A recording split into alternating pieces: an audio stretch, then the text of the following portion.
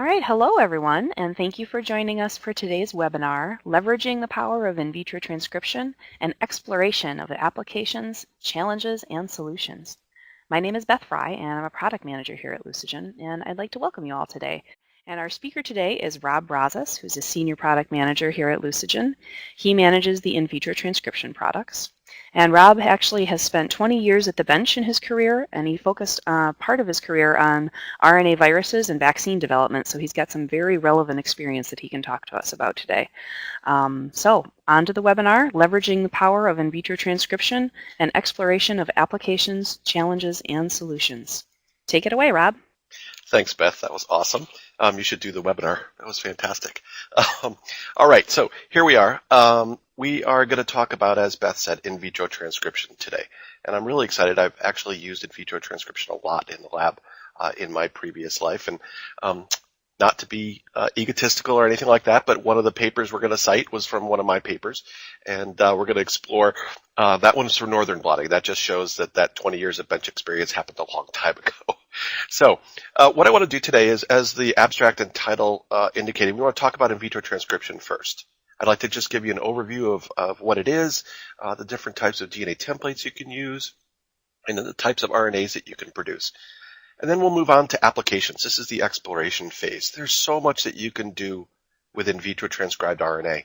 And I want to try to work through an overview of each type of application and then dig in a little bit deeper on some of those applications. Not all of them, we don't have time today, but dig in a little deeper on many of those applications and then pull some data from the literature, from papers that actually use in vitro transcribed RNA for each of those applications. And go through those a little bit to make it a little bit more interesting. Always fun to see data from real primary research. And then we'll talk about some of the challenges of in vitro transcription and working with RNA in general. We're not going to talk about the challenges of each of the applications, but we'll talk about IVT in general. And then I'll introduce a couple solutions to those challenges. Those are the kits that we sell, the AmpliScribe T7 Flash transcription kit and the DuraScribe T7 transcription kit. All right, so let's get started. So what is in vitro transcription? Well, as the name implies, it's basically making RNA in a test tube from a DNA template. And we're going to talk about making RNA today using phage-derived RNA polymerases, such as T7 RNA polymerase, SP6, T3. We're going to focus mainly on T7. That's the best, generally the best promoter and polymerase to use in vitro transcription. So we're going to focus on that today. But generally, you start with a double-stranded DNA template. You have a T7 promoter or other phage promoter. The polymerase will bind, and it'll make RNA from the downstream DNA sequence. We'll go into that in quite a bit more detail in a moment. So this brings us to our first poll question. And the question is, have you used in vitro transcription in the past? I could answer yes. I won't because I'm the presenter. But let's see what... Oh, wow. Oh, awesome. So far, looks like 75% of the audience has used in vitro transcription. So we'll close it there. That's great news. Hopefully I don't make a lot of mistakes in this presentation that you'll need to correct. But hopefully you'll still get some valuable information out of this. There's so much that you can do with IVT. It's pretty easy to miss certain things. So let's hopefully get some new information. All right, so let's start with the DNA template. So as I said, in vitro transcription starts with a DNA template, and there are many forms of this template that make acceptable molecules for in vitro transcription. So first is linearized plasmid. So you can take a large plasmid, you can cut it with a restriction enzyme to generate a blunt end or a 5' overhang end, and with your T7 promoter built into it, and it'll transcribe these regions and make in vitro transcribed RNA from here to here. Okay? I should note that you don't want to produce an overhang that is a 3' overhang. 3' overhangs tend to give you spurious RNA transcripts, so you start to see transcripts that don't correspond to what you want. For instance, you might get an antisense RNA to the one that you're trying to make. Okay? So you want to avoid that. You can also generate PCR products with a T7 promoter built into the end, and you will, of course, transcribe here and run off the end as well. You can also do a synthetic construct. So this is really a pretty inexpensive way, a nice way to make short templates for in vitro transcription. And basically what it is you have a full-length bottom strand or template strand, and then you add a small oligo that will form the T7 RNA T7 promoter. Okay, and when you look at it in detail at the nucleotide level, You can see you need a full promoter on the bottom strand, on the template strand, and then the top oligo doesn't have to go all the way through the two Cs. You can, in fact, stop at the first G, the templated G, and that will be the first nucleotide incorporated into this transcript. And so this small DNA partially double-stranded oligo will serve as a nice template for in vitro transcription, starting at this +1 position and going off the end. And then you can also make T7 RNA transcripts off of double-stranded cDNA. And we'll talk about this as one of the applications. It's a way to amplify RNA that you start with and produce amplified cDNA, in fact. Okay, it's a pretty labor-intensive process, but it's really powerful to amplify RNA samples into cDNA. All right, so the next slide. Let's keep going here. Now that's making those. Those are the templates that you can use. This slide just gives you an illustration of what's happening in an in vitro transcription reaction. So basically, you're in a tube. Generally, the reactions are about 20 microliters. You add your DNA template, of course, and you've got your DNA of interest downstream of the T7 promoter, and it's linearized in general. Then you add nucleotides, ATP, UTP, GTP, and CTP. Of course, you got to have a reaction buffer, and then you might add an RNase inhibitor to protect the RNA that you make from degradation. Okay? So what happens? Once you add all those things into the mix, usually you incubate at 37 degrees, T7 RNA polymerase binds to the promoter, starts transcribing and making this complementary RNA to the bottom strand, okay, the template strand. And of course, as this one runs off the end, another one will bind to the promoter and continue to make more RNA. And this is an iterative process. It's dependent on how long you let the reaction go in terms of the yield of the RNAs that you make from this particular template. So it's pretty straightforward, pretty easy, okay? And there's a lot you can do with this. This is just making sort of as I call standard RNA, just RNA made with regular bases. Now, you can actually put in modified or labeled nucleotides, ribonucleotides, into the reaction, and those can be incorporated into the transcripts that are being made. So same reaction, okay? You'll have the same cold nucleotides or unlabeled nucleotides or unmodified nucleotides, but then you'll spike it in with something like a biotin UTP or biotin CTP or digoxygenin UTP or CTP, or maybe a modified nucleotide. So these are labeled nucleotides.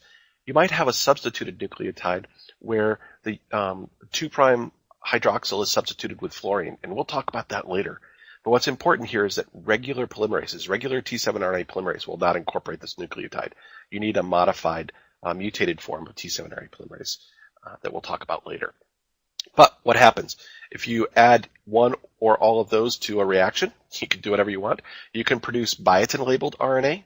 You can produce digoxygenin-labeled RNA. You could produce RNA with these substituted uridines. And it's important to remember that you've also got these unlabeled or unmodified nucleotides in the reaction. So you're going to see a mixture of labeled and unlabeled nucleotides in your IVT RNAs. Okay, and it's all dependent on the ratio of those labeled and unlabeled nucleotides. All right? So those are very powerful, obviously, for things like northern blotting and C2 hybridization. And we'll talk about aptamers with the substituted RNAs.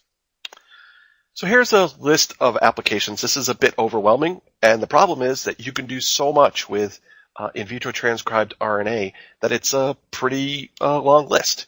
And there's even more, right? At the bottom here, you'll see you're really only limited by your imagination, and that's absolutely true, okay? People are applying IVT RNA to new applications all the time. The one that stands out is CRISPR gene editing. We'll talk about that a little bit later. That's one of the newer applications. So what can you do? Well, you can make viral RNAs in vitro, and then you can use those to start replication in cell culture. I've done that. A lot of people do that. We'll talk about some examples.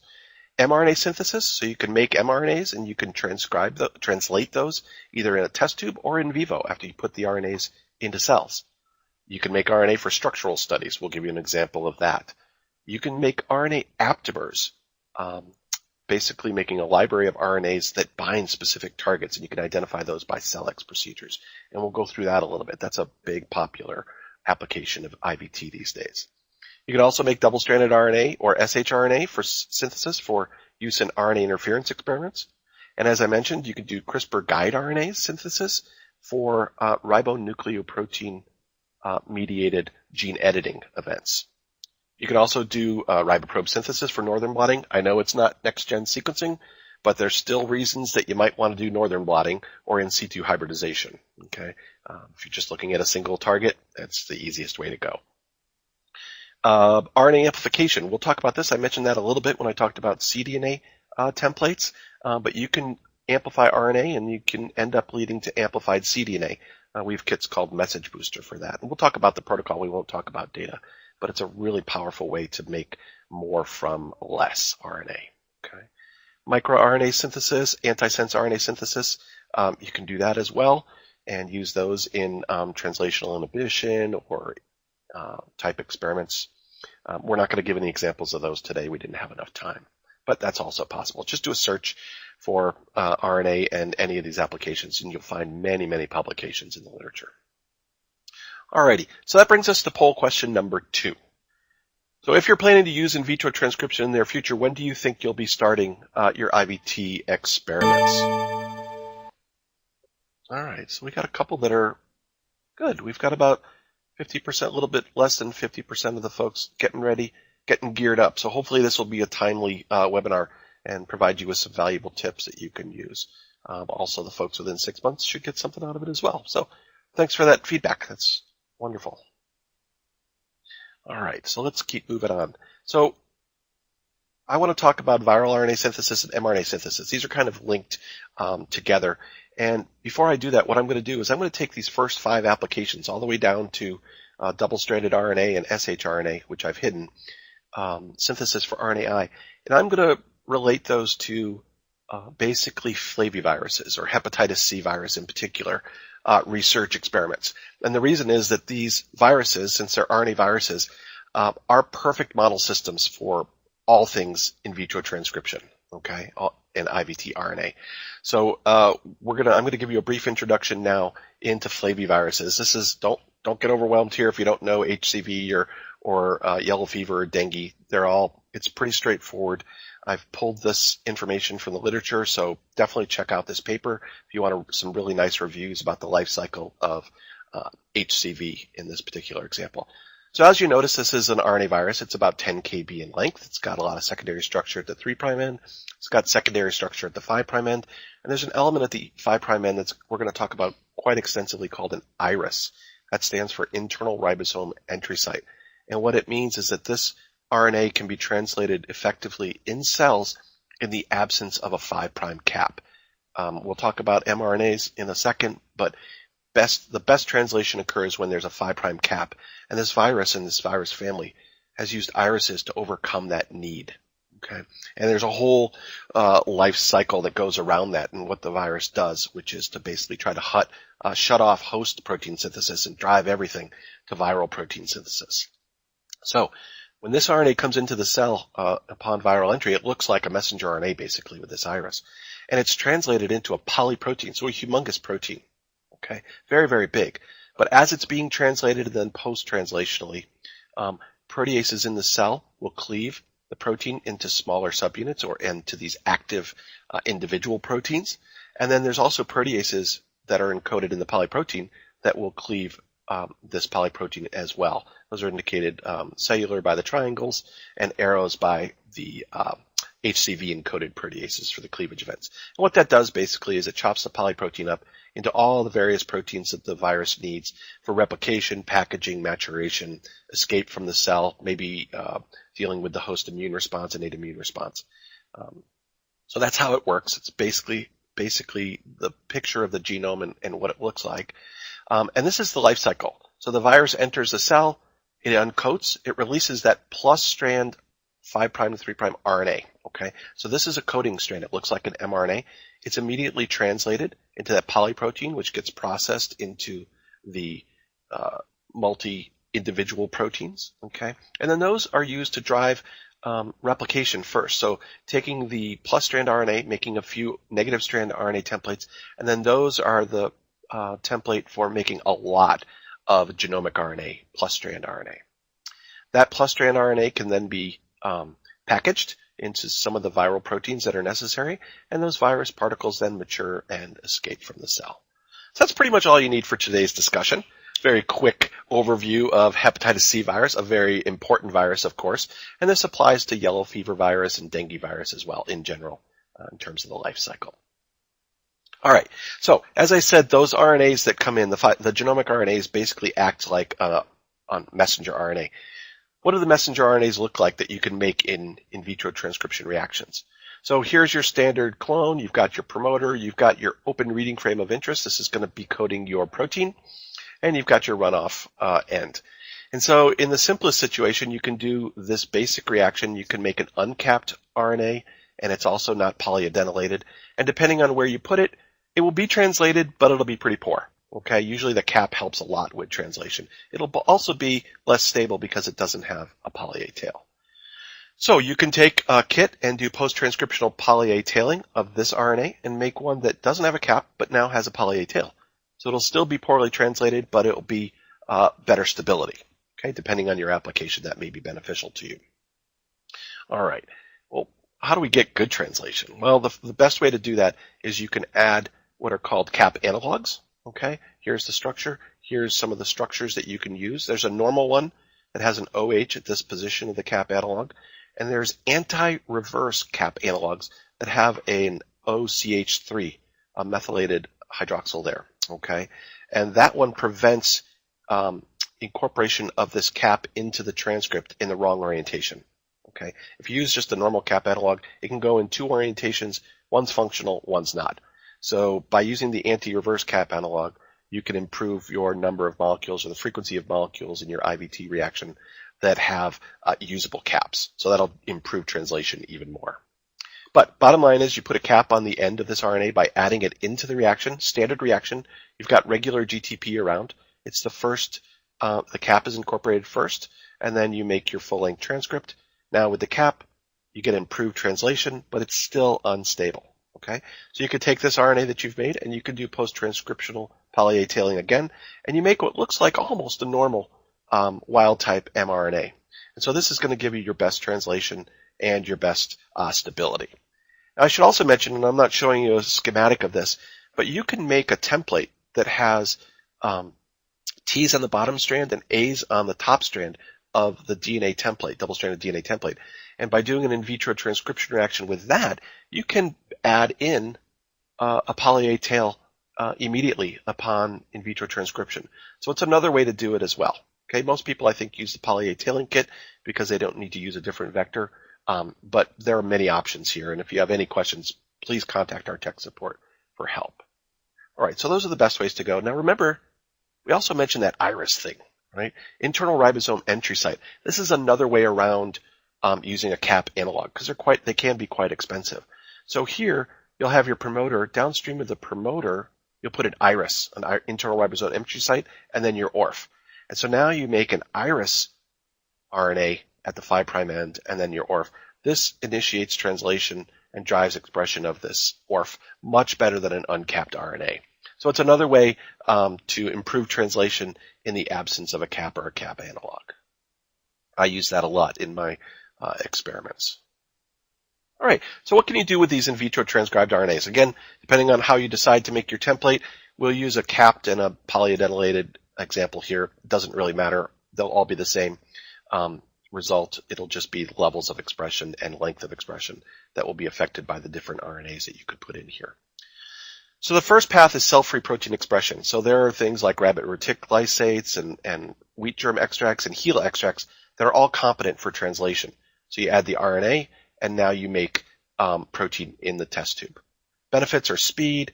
There's no cellular toxicity. Remember, you're not putting this into a cell, so there's no way to make those cells unhappy if this is encoding a toxic protein.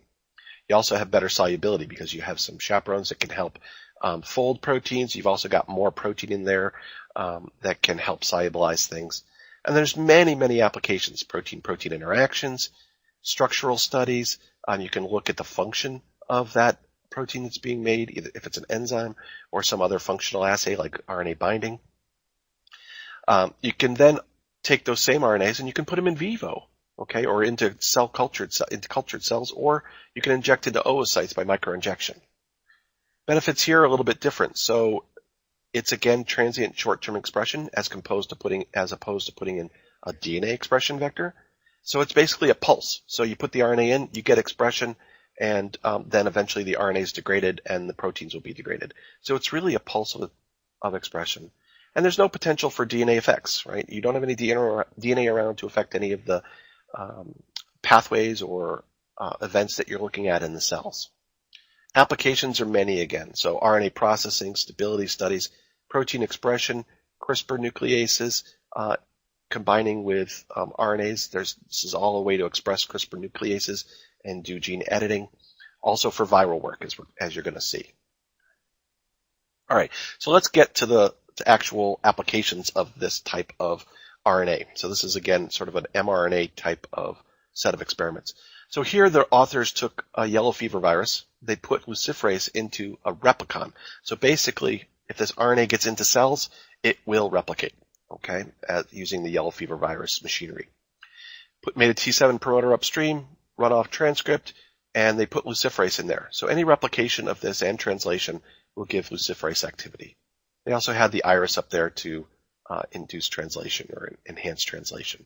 So transfect into cells, grow, and then do a luciferase assay. And this particular paper, Gonzalez et al., they were looking for the best transfection reagents for this particular molecule, okay, or for RNA virus molecules. And transit mRNA from Mirus Bio was the best reagent that they identified in the testing that they did. They also took it one step further to look for stable replication in cells. So here's an HCV replicon. So again, it can replicate. It's got a neomycin resistance gene in it, okay. They in vitro transcribed this construct, again an IRES containing element, and they transfected it, grew the cells, diluted out the cells, and replated in neomycin. And so what should happen here is if this virus is actively replicating and the transfection was effective, you should be able to see colonies when they're stained with a dye. Okay. This negative control is a virus RNA that shouldn't replicate. So you can see no staining pretty much, and then lots of colonies with the different transfection reagents again. And again, they found that transit mRNA was the better one for their experiments. So pretty cool stuff that you can do here, and you know it's not trivial, but it's very powerful technique. Now let's take that one step further and look at using the in vitro transcribed RNA to do protein expression in a test tube to look at protein-protein interactions. So in this paper, the authors looked and made an HCV protein NS5B. They made it in vitro transcription, and then they put it into a rabbit reticulysate with S35 methionine.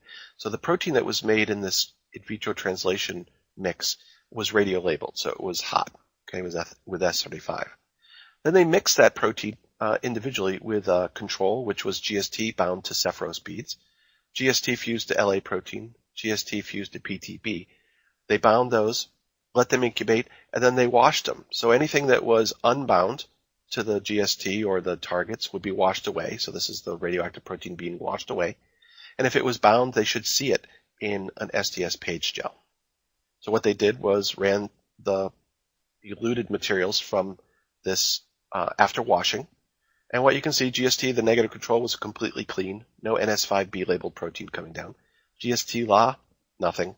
GST PTB, different story. So NS5B looks like it bound very well to GST PTB. And when they treated with RNase, there was no signal, indicating that RNA wasn't needed for this type of interaction, for this interaction between these two proteins. So it looked to be a direct protein-protein interaction. All right, so that's it for mRNA. Let's talk now about RNA structure studies. And we're going to come back again, as I said, to HCV. So these authors, Barry et al., in a recent Cell paper, wanted to look at structure, RNA structure of the IRES. And in particular, they were focusing in on the central domain, as they call it. And so here they made T7 promoter construct with the IRES central domain coding region, and then an HDV ribozyme. I worked on this virus, so I know this one pretty well. But HDV stands for hepatitis delta virus. This is a classic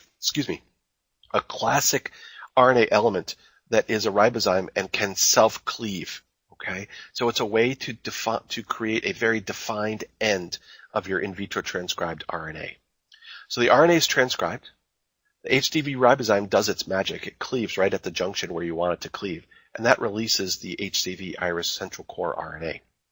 The authors cleaned it up, did some crystallization, makes it all sound very easy, and then did crystallography to try to analyze, determine the structure of this central domain. They did some other tricks in there too that I didn't want to talk about, but if you want details, definitely check out the paper.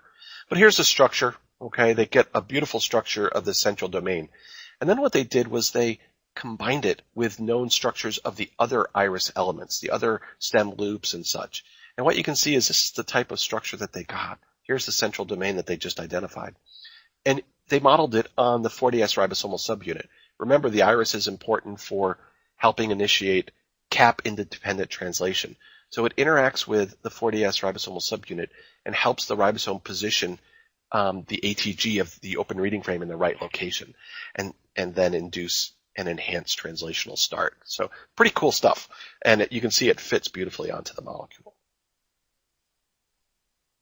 That was a quickie. Now let's talk about aptamers. Aptamers are cool. They're all the rage these days. Lots of people are looking at them. What the heck is an aptamer? Okay. Well, basically, they are single-stranded RNA molecules. They're generally 40 to 100 nucleotides long, okay, bases long. And they'll have some kind of secondary structure. They can base pair with themselves, fold into secondary structure, and then those secondary structures might fold into a three-dimensional structure as well, or tertiary structure. You don't really know because what you're going to do is try to design a library of RNAs and find the ones that you want. Okay. So what you need to do is think of an aptamer as an RNA antibody. Basically, you want to create an RNA molecule that takes on a structure that can bind to a particular target. Could be a protein, could be a toxin, a cell receptor, you name it. Okay. Whatever you could immobilize as a target, you could potentially make an RNA aptamer to it. So you can see the power of this, right? So here's how the procedure works, okay? And basically you use a method called SELEX. It was invented quite a while ago. It stands for Systematic Evolution of Ligands by Exponential Enrichment.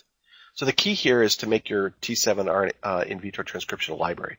So you've got T7 promoter, downstream of a constant A region, followed by a random region. This is going to make your aptamer RNAs. This is going to encode your aptamer RNAs. And then a constant B region. Basically, the A and B regions are landing pads for PCR primers later in the protocol. Okay. So the first thing you do is you do in vitro transcription. You make all these RNAs. I'm showing 4 here. You want millions and millions of random sequences inserted here so that you have a very diverse library. The more diverse, the higher the likelihood of success of finding a high affinity aptamer RNA. So then you mix it with target. The target should be immobilized on a surface, okay, or to a bead or something like that. And you ask for binding. So some RNAs will bind, some will not. And then, of course, just like we did the pull-down experiments, you'll wash away the unbound RNA, and you will then be left with your bound RNA, different affinities, of course. And then you'll elute those. So now you're left with your RNAs that were part of the mix that could bind to your target. This is what you want, right? Then then you're left with RNA. What do you do with it, right? You need a stable form of it. So what you'll do is first reverse transcription with a primer that binds to the B region. You'll make cDNA, first strand cDNA, okay? And then you'll do PCR with the same primer and then a primer that will bind to the A region and add back the T7 RNA polymerase promoter. So what you're left with is double-stranded DNA molecules that look a lot like part of, at least, your starting library. Okay, that's what you should end up with. Now, you can go back and start all over again, because what you want to do is you want to do probably 8 to 15 rounds of this to try to identify the highest affinity, if that's what your goal is, binders, okay? Or just to make sure that you get rid of any non-specific stuff, okay? Eventually, you'll stop, you'll be happy with the results, and you'll take out, and you can sequence this library to see what the molecules look like, and then you can either continue to do in vitro transcription to make those RNAs for your downstream experiments, or you can use the sequence to do chemical synthesis of the selected aptamer RNAs. So here's some real-life experiments. So these folks, Lee et al., were looking for RNA aptamers that could inhibit HCV replication by binding to the NS5B protein. Okay, we talked about that one. That's the replicase that's important for replicating this virus. They use both standard RNA and these 2' fluoro CTP and UTP substituted RNAs. We'll talk about that in the next slide. Basically, I don't want to spend a lot of time here, but for the aptamers that they identified, they liked the second one the best because it had the highest or a pretty high affinity, and then also it was the most prevalent molecule in their library. And you can see that they showed that 3 of the molecules had similar nucleotide sequences or base sequences, that indicating that there was sort of a common motif that was binding. So they took those RNAs, as I said, they bound, just like we talked about, they looked for things that bound to NS5B, as I just said. That's what they found. And then they also, I'm not going to show you, but they demonstrated that these aptamers could in fact inhibit HCV replication. They also did an in vitro binding assay, a gel shift assay, good old gel shifts. Basically, here's binding of NS5B to the aptamer, labeled aptamer RNA. Tried to compete it away with library RNA, which is basically non-specific because there's so few molecules in there that bind, and it really didn't inhibit binding. But when they added in cold competitor number 2, it completely inhibited binding. So just demonstrating specificity of the binding of aptamer number 2. So then they took that aptamer number 2 and they made it into a 2' fluoro CTP UTP substituted RNA. They did the same types of experiments. Okay, basically, it can inhibit RNA or HCV replication. So here's the full length. It's pretty moderate inhibition, but then they truncated it. So here's full length. They made this truncated version in red, and this truncated version. And you can see when they got to the red one, that one was the one that was most potent and inhibited translation or replication of the virus the best. When they got a little bit too small, this molecule, replication started to come back. So they had started to delete some type of important element, probably this part of the stem. All right, cool stuff. Really powerful, and you can see thoughts there for antivirals. And I mean, again, you're only limited by your imagination as to what you can do with these aptamer RNAs. Now let's finish out talking about HCV with a look at RNA interference with the virus using double-stranded RNA, in this particular case, shRNAs. So here's what they did. They made templates. It's an in vitro transcription template again.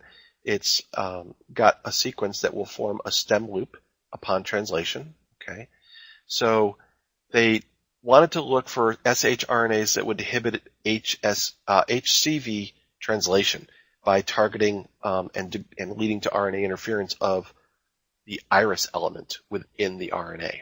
Okay, so they designed a series of shRNAs targeting the HCV IRES. They've made the constructs as we talked about.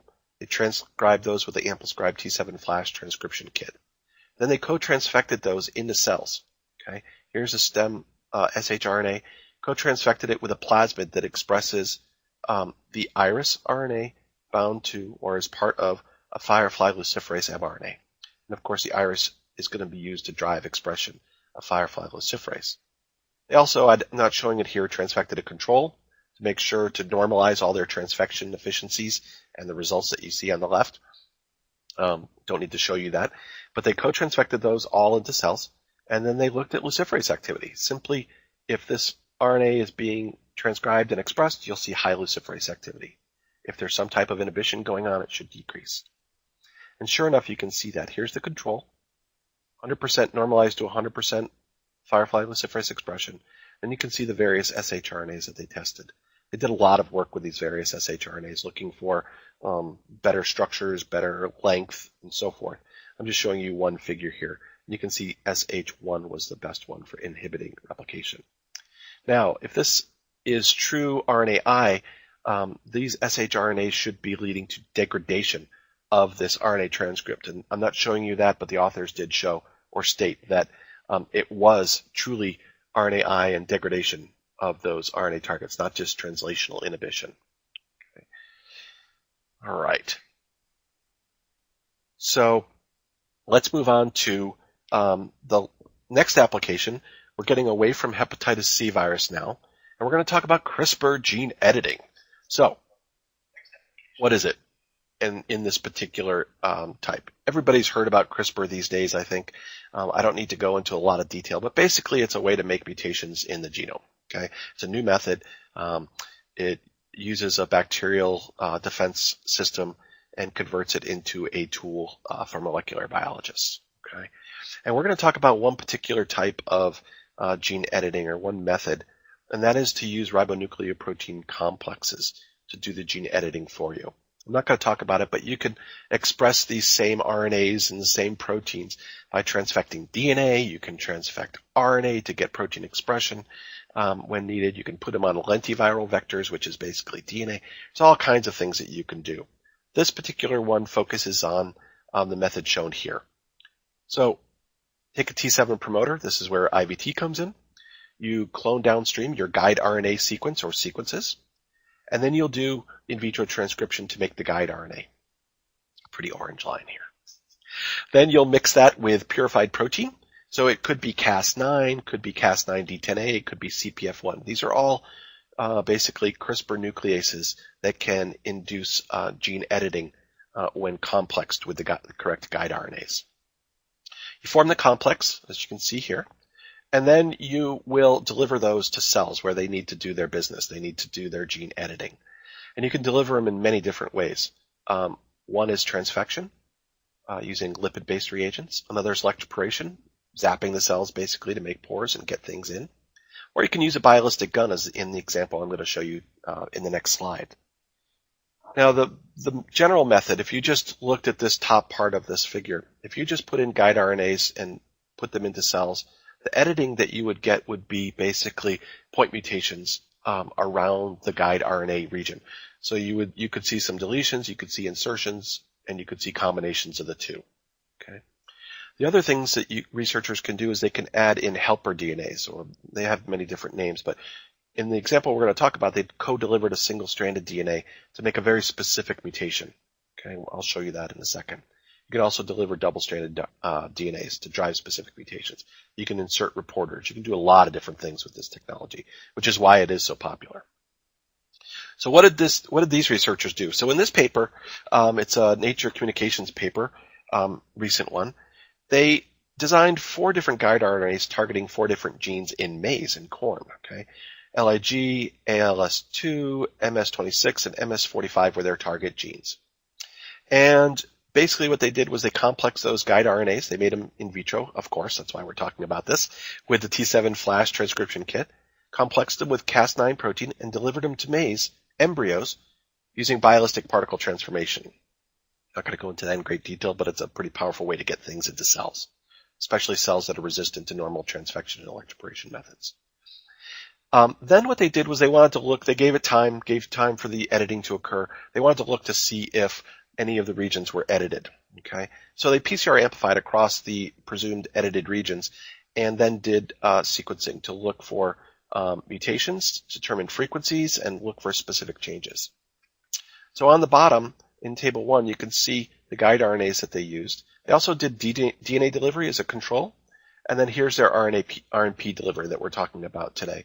And you can see that the frequencies of mutation were pretty similar. Okay, RNP delivery worked just fine. And then these are some of the mutations that they saw, 5 examples from each of the targeting events or editing events. And you can see you've got some insertions and deletions, but all of these that they're showing led to frameshift mutations in the open reading frame for these particular targets. In the next slide, they looked and tried to do a site-specific mutagenesis. So here they wanted to convert proline 165 to a serine in the edited plants. Here's their guide RNAs that they used. Okay, and then here's the helper oligo that they co-transfected or co-delivered by bialistic transformation. And basically, they went through a lot of work, of course, and they grew up wild type and they grew up edited plants. And what you can see is that when they treat them with the herbicide on the wild type plant dies, the site-specific mutant is alive. And that's because this proline to serine mutation makes these plants resistant to this herbicide. That's a known mutation. So it's a great proof of principle that they could do the gene editing and produce these herbicide-resistant plants. So a real cool, nice example of CRISPR using RNP delivery. Now let's move quickly. Let's talk about riboprobe synthesis for northern blotting and in situ hybridization. So here's my paper. Yay! No big deal, but it's old, 1996, as you can see. But people are still doing northern blots, and most folks have moved away from radioactive northern blots just because of safety, cost, all those different factors. Basically what I did was I had identified this new cellular RNA at the time. The human genome hadn't been sequenced. Oh gosh, I'm so old. And I had identified this new cellular transcript that it produced a protein that interacted with my viral protein. And I made an antisense riboprobe, dig-labeled riboprobe to DIP-A, as it's called. Did standard northern blotting, right? And basically then washed the blots, added alkaline phosphatase antibody, anti-dig alkaline phosphatase conjugated antibody, then added a chemiluminescent AP substrate, which produced light. So if you put this on film, I used film, or a phosphorimager or something like that, you can capture the light signal. And you'll generate a northern blot or blots that look something like this. So on the left was just looking at HepG2 cells, one of the cells that my virus replicates in. You can see a nice strong signal for DIP-A. And then I did a tissue RNA blot to look at expression across different tissues in an organism. I think this was human. And then my control down at the bottom was actin. So pretty cool. You can see different levels of expression of this particular RNA. So I knew it was expressing everywhere that the virus could replicate. That was important to know. No big deal there. The paper was kind of fun, but let's move on to RNA amplification. So this is using in vitro transcription as a central part of amplifying RNA. Okay, so here you start with poly A plus RNA. You add an oligo DT primer plus an RT, reverse transcriptase, and it binds here, and then it leads to first strand cDNA synthesis in green. DNA's in green, RNA's in red. Then you go through a second round of second strand cDNA synthesis with random hexamers and an RT again. Fill that in. All right. Now you've got a double-stranded DNA that can serve as a template for T7 RNA polymerase. This is where the IVT comes in. You add T7 RNA polymerase and nucleotides, and you will make a lot of RNA from this particular target. Okay, expresses like crazy. You get lots and lots of transcripts. Then you go through and make first-strand cDNA again, and you make what it ends up being amplified cDNA because you amplified the template RNA in that middle area of the protocol. So it's really good for making a lot of RNA when you don't have very much. So you can even do it from single cells. And the keys are that it produces expression profiles or levels of cDNAs that mimic the original starting RNA profiles. Okay, that's really important. You don't want to introduce any bias. And then you can produce enough RNA to save for later experiments. All right, so here's our last poll question. So when you use IVT RNA, a lot of you have done it. What downstream application do you use most often?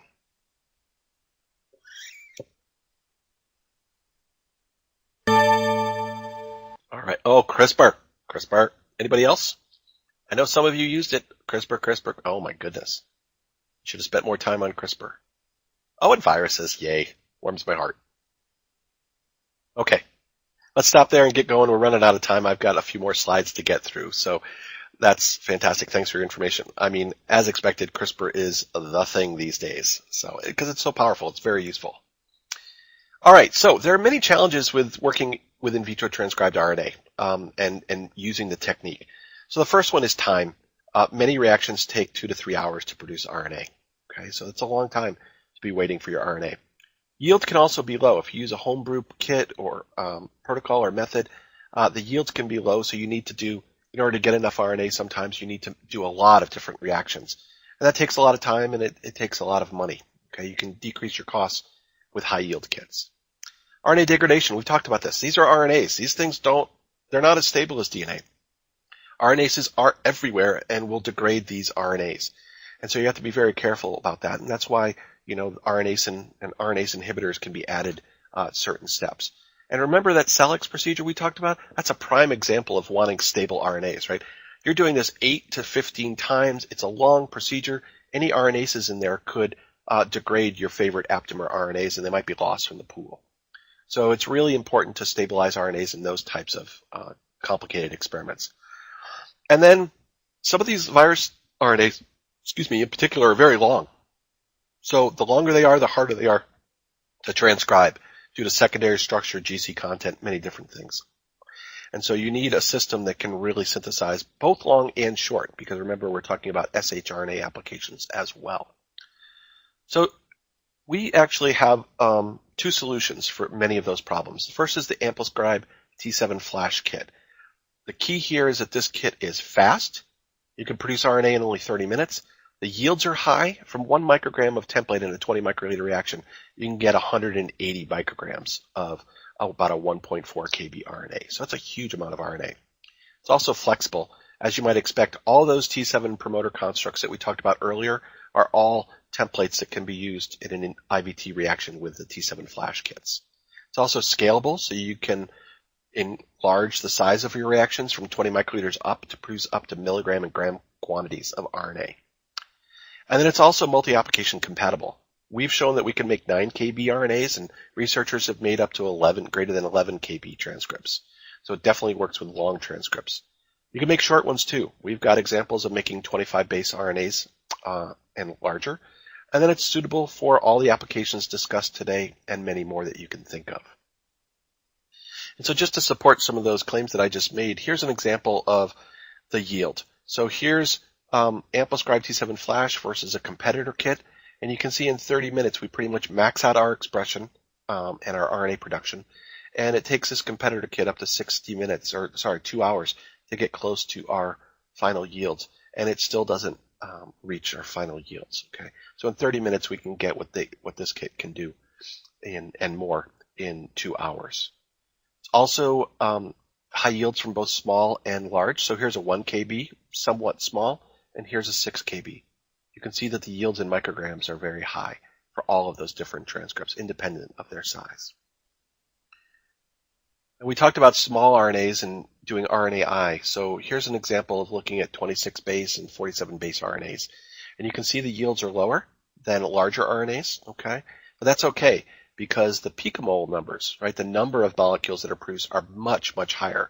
So because they're small, you would expect the microgram mass yields to be lower, but the picomole yields go up dramatically as the size of the RNA that are transcribed decreases.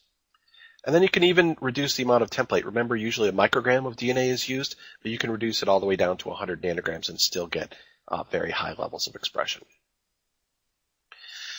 All right, so that's it for AmpliScribe. Let's talk about one more. This is DuraScribe. This is DuraScribe T7 transcription kit. This kit makes RNase A resistant transcripts for demanding applications like aptamer selection using SELEX. So the key here is that DuraScript RNAs, these are the RNAs produced by this kit, it's a fancy name we gave them, are fully resistant to RNase A, perfect for SELEX, as I just said. The yields are also high. They're not as high as AmpliScribe as you might expect because we're doing pretty demanding incorporation of modified nucleotides. But you can get 40 to 60 micrograms of DuraScript RNA from a microgram of template in about 4 to 6 hours. And that equals about 110 to 307 picomoles depending on transcript length. It's also super flexible, uses the same T7 promoters as standard T7 RNA polymerase, as shown in the AmpliScribe kits, and it's multi-application compatible, so you can make long or short transcripts, creates templates that are suitable or RNAs that are suitable for RNAi, antisense RNA, microRNA, and aptamer identification. What I want to point out, though, is these RNAs are not translatable. Okay, the incorporation, as you'll see, of the fluorine CTP and UTP inhibits translation, so don't use these for making protein. So how does it work? Well, as I've sort of alluded to, DuraScribe uses a modified T7 RNA polymerase, a mutant polymerase, that can incorporate these modified nucleotides. So you can see that the 2' hydroxyls are substituted with fluorines. And those fluorines, when they're incorporated into the RNA transcripts, make those transcripts resistant to RNase A. Okay? So that's how it stabilizes the RNA. You can't use a regular T7 RNA polymerase to incorporate these nucleotides. It will not work.